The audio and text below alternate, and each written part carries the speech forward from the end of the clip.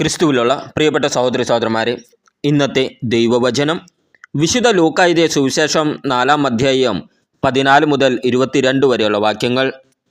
യേശു ആത്മാവിൻ്റെ ശക്തിയോടുകൂടെ ഗലീലയിലേക്ക് മടങ്ങിപ്പോയി. അവൻ്റെ കീർത്തി സമീപ പ്രദേശങ്ങളിലെങ്ങും വ്യാപിച്ചു. യേശു അവരുടെ സിനഗോഗുകളിൽ പഠിപ്പിച്ചുകൊണ്ടിരുന്നു. എല്ലാവരും അവനെ പുകഴ്ത്തി.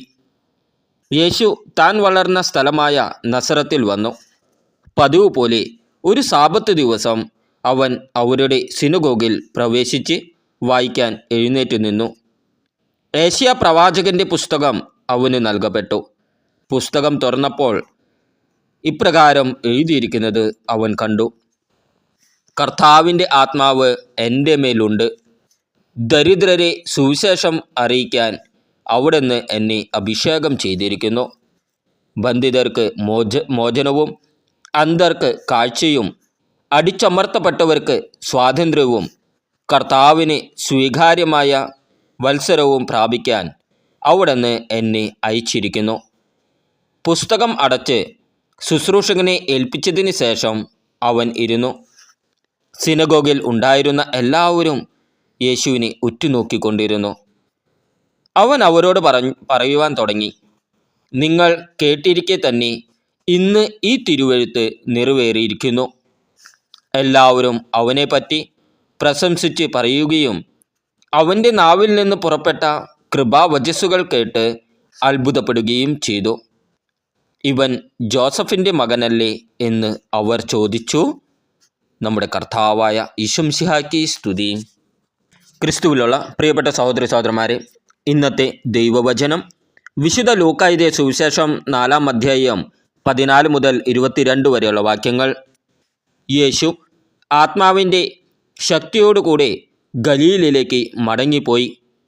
അവൻ്റെ കീർത്തി സമീപ പ്രദേശങ്ങളിലെങ്ങും വ്യാപിച്ചു.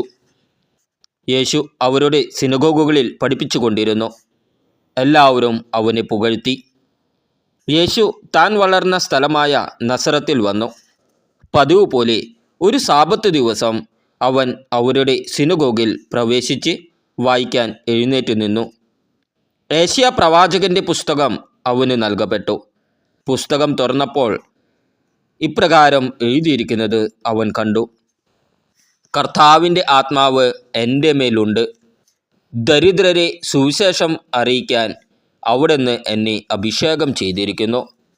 ബന്ധിതർക്ക് മോചനവും, അന്ധർക്ക് കാഴ്ചയും, അടിച്ചമർത്തപ്പെട്ടവർക്ക് സ്വാതന്ത്ര്യവും, കർത്താവിന് സ്വീകാര്യമായ വത്സരവും പ്രാപിക്കാൻ അവിടുന്ന് എന്നെ അയച്ചിരിക്കുന്നു. പുസ്തകം അടച്ച് ശുശ്രൂഷകനെ ഏൽപ്പിച്ചതിന് ശേഷം അവൻ ഇരുന്നു. സിനഗോഗിൽ ഉണ്ടായിരുന്ന എല്ലാവരും യേശുവിനെ ഉറ്റുനോക്കിക്കൊണ്ടിരുന്നു. അവൻ അവരോട് പറയുവാൻ തുടങ്ങി: നിങ്ങൾ കേട്ടിരിക്കെ തന്നെ ഇന്ന് ഈ തിരുവെഴുത്ത് നിറവേറിയിരിക്കുന്നു.